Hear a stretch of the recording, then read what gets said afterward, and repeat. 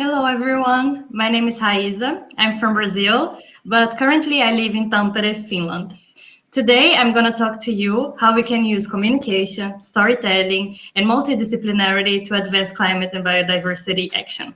We believe that the intersection of many different sciences and a plurality of sciences can lead us to a future where we are based on social justice and where youth voices are empowered.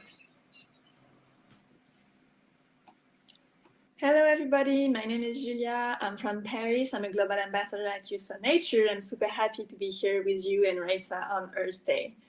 So today we will talk a little bit about what Youth for Nature is doing, about its work, and then we will talk a lot about our Spring of Hope campaign, which is really exciting and where we can have lots of hope for this 2021 year. First, let's begin. We've been in a really big crisis. You may all know that 1 million species are currently endangered from extinction. Millions of dollars are lost due to extreme climate events instead of being invested in nature-based solutions. But we also know that having a healthy ecosystem means a good food security, global health for everybody, and lots of resilience facing climate change. Another thing to know is that lots of minorities are a big endangered from this climate change and biodiversity loss, such as indigenous people, women, LGBTQ, children, but also these populations are less likely to be into this decision making. Youth involvement is really, really important into that. Their actions is still only symbolic and not really taking into consideration into decision making. Also, they have a really big lack of representation into the big process related to climate change. So empowering young people to take action and to consider their own strength is really at the core of Youth for Nature action. So what is Youth for Nature? Youth for Nature is a global youth-led organization that educates, empowers and mobilize young people to lead on solutions to the ecological and climate crisis that are ambitious, backed by science and community, which is really important, and grounded in justice. Youth for Nature has staff and volunteers all around the world that are very active and very happy to be part of this team. Youth for Nature work is based on 3 pillars, which is the knowledge sharing, very important to strengthen all the knowledge and share it with all the young people that want to take action. We also have internal and external capacity building to help advocate for nature for all young people that wants to be involved. And thirdly, we have a storytelling pillar for all young people to share their grounded actions on nature. That is solution oriented. We are really trying to empower youth leadership by connecting climate change and biodiversity crisis from local to international level. All work is grounded on nature-based solutions which Youth for Nature supports. It's a powerful solution backed by science and community, and it is more and more widely recognized by all stakeholders, which is indigenous people, communities, scientists, and private sector, and all governments as well. It's really important, and it's seeking for social and environmental justice. Youth for Nature, along with Younger and Gibbon, is also starting a youth consultation on that point to start to get the first global statement on nature-based solutions from the youth perspective.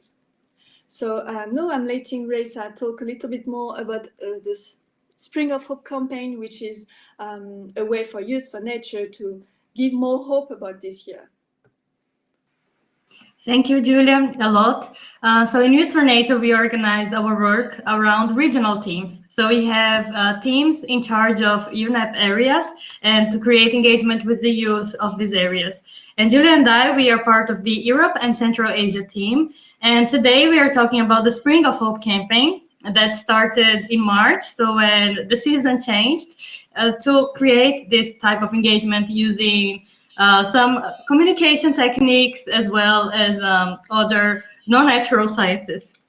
So we are explaining today a little bit why we thought about doing the Spring of Hope campaign. So Julia already started explaining a little bit about the hard and tough context that we are living currently. I don't think I really need to talk a lot about this because we are all living under these difficult times, and we know that there is a pandemic going on, there is the climate and environmental crisis.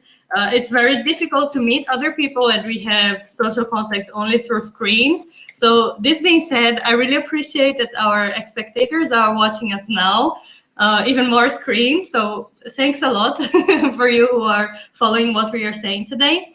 And we also face the postponement of very important international events and a lot of insecurity regarding if Global South countries are going to be able to fully participate and engage in the discussions when the global distribution of health risks is not the same, and as well as the vaccinations. So with this, and why do we bring the importance of multidisciplinarity, is that future is a cultural fact. So with future, there is also a lot of imagination. And with the current context, it's very difficult to imagine a positive future. And this can lead to inaction, to mental health issues, anxiety, and so on. So with the campaign, we try to bring hope, and not this type of hope based on what I like to call toxic positivity, that is just this blind optimism, but hope based on the fact that as long as we act, there is hope. So we want to encourage and inspire everyone within their own capabilities, with their own limitations, to act for climate. So there is no small action in this. Everyone is welcomed and everyone can take action. So what do we do? So we started by creating engagement through different ways. So we had online events, of course. After all, it's still Corona, and we are still in a digitalized world. We also had competitions, and we also had a lot of content production. And our approach was to narrow down our groups as much as possible. So for instance, we've had an event going on in green entrepreneurship, looking at showing to young people that entrepreneurship is also a path to cause change. We also have a meme festival going on, and with this, we also understand that humor is very important to enact climate action and to enact action for protection of nature. So we are humans, and we also connect when we are talking with our souls, and when we talk from our hearts to other hearts, and when we laugh. So it's very important that not everything is just really boring content. So that's why we are also organizing a meme festival. We also had actions to a workshop to teach people how to communicate about climate change on social media, which is also a very important topic. And even we currently have a treasure hunt that we aim and target youth that has tons of spare time and can search for treasures in their own pace, and meanwhile get to know inspiring stories of youth from our storytelling campaign. We like to highlight that science has a plural way of doing it. So science is not a universal practice. It doesn't demand universal language. So we acknowledge that there are particular and different ways of talking and doing science. And we value natural science knowledge as much as we value social sciences knowledge, as much as we value community-led knowledge. So knowledge is not universal in that sense. And we understand that valuing all different types of knowledge will be able to drive through climate action. Like I said, through the Spring of Hope campaign, we just want to show that any action is meaningful. So for example, you can refer to our toolkit, Live Your Best Spring for the Climate. And in there, you may find all sorts of suggestions of actions, groups to engage, even little actions such as going to a park and listen to the local biodiversity, for example, insects and so on. Listen what they have to say to you. So every action counts. And the good thing about systemic change is that even tiny coordinated actions can change a lot, because when many engines, they are connected, even a little bit of change will lead a change in the whole system. So how can you get involved in all of this? So first, we invite you to take part in our storytelling campaign. You will find more information on our website, and in there we accept stories of different formats.